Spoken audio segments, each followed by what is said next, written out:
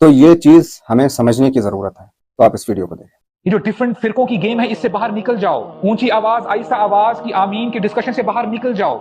नमाज में कितना पांव हिलाएं, इस डिस्कशन से बाहर निकल जाओ। हमारे यहाँ होता यह है कि कभी कोई अगर स्ट्रैटेजी बन ही जाती है, एक ग्रुप अगर खड़ा होता है दीन को पुश करने के लिए, दीन की इह्या के लिए, you know what happens after it? लोग पूछते हैं कि अच्छा ये अहले हदीस तो नहीं है?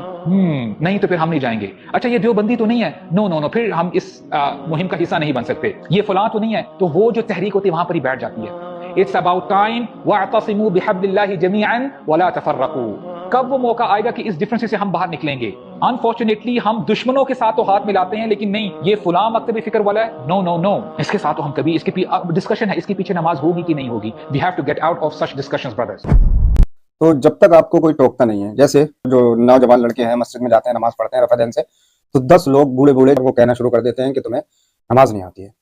उन लोगों को तो आपको जवाब देना है, क्योंकि वो आपको बहुत गंदी निगाह से देख रहे हैं।